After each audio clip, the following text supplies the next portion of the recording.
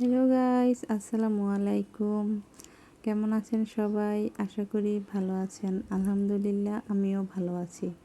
আজ শুক্রবার, তাই আপনাদের সামনে একটা রেসিপি নিয়ে আসলাম।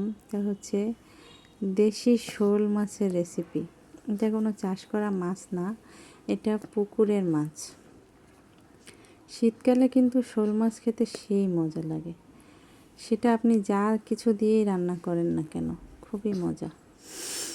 বড় শোল মাছ আমার ভাসুরের পুকুরে ধরছে, সেটা আমার ভাসুর আবার আমাদের জন্য নিয়ে আসছে।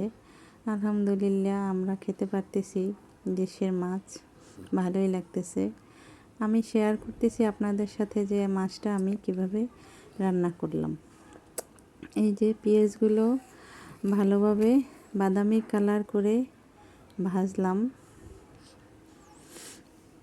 পেঁয়াজটা বাদামি বর্ণ হয়ে এলে একটু পানি দিয়ে দিলাম, একটু লবণ দিলাম,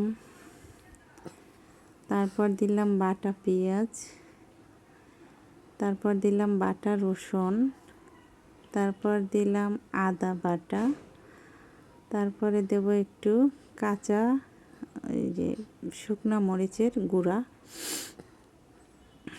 হলুদের গুঁড়া, জিরার গুঁড়া। তারপর মশলাটাকে ভালো করে ভুনা করলাম। তারপর জল দিয়ে দিলাম, জলের ভিতরে দিয়ে দেব টমেটো। আমি আজকে মাছটা টমেটো দিয়েই রান্না করতেছি।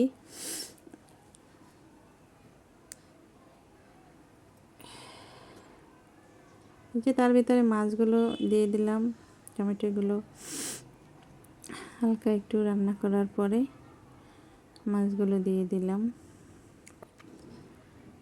দেখবেন গাইস, অবশ্যই কমেন্টস করে জানাবেন। আপনারা কমেন্টস করলে ভালো লাগে।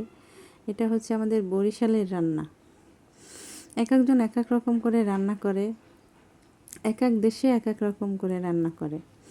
সবাই সব রকমের রান্না ভালো খায় না, সবার দেশের রান্না আবার সবাই ভালো পছন্দও করে না।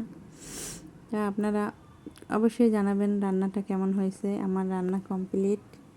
এই যে এখন খাওয়ার পালা।